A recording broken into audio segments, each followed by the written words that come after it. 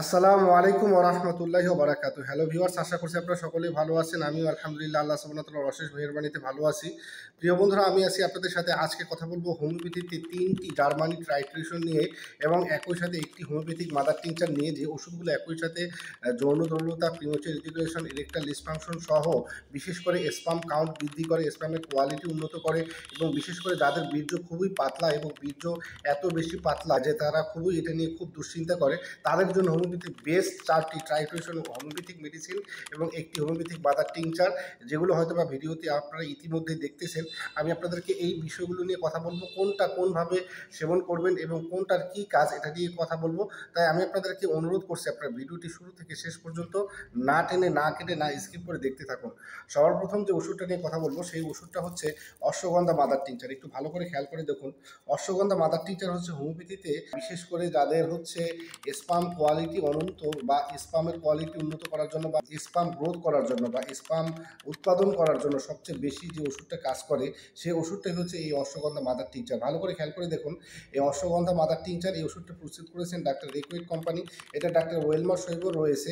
আপনারা চাইলে ভালো একটা কোম্পানির কাছ থেকে আপনারা এই ওষুধটা ক্রয় করতে পারেন। তো এই ওষুধটি সেবনবিধি হচ্ছে 10 ফোঁটা ওষুধ 1 কাপ পানিতে মিশিয়ে ডেইলি 2 থেকে 3 বার সেবন করতে হবে।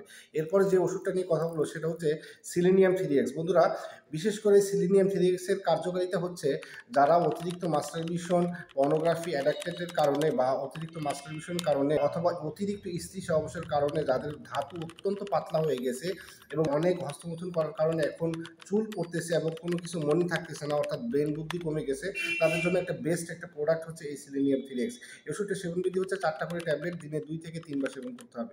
এরপরে যে ওষুধ, সেই ওষুধটা হচ্ছে ওহিমবিনাম থ্রিএক্স।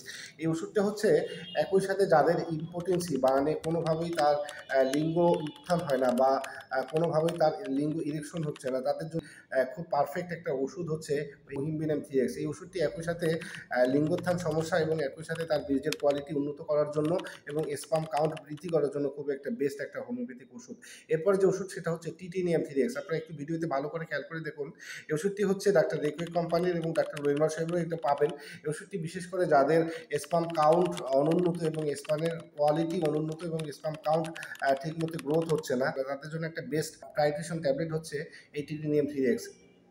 তো প্রিয় বন্ধুরা, ভালো থাকুন, সুস্থ থাকুন। দেখা হবে অন্য কোনো ভিডিওতে নতুন কোনো বিষয় নিয়ে। আসসালামু আলাইকুম ওয়া রাহমাতুল্লাহ।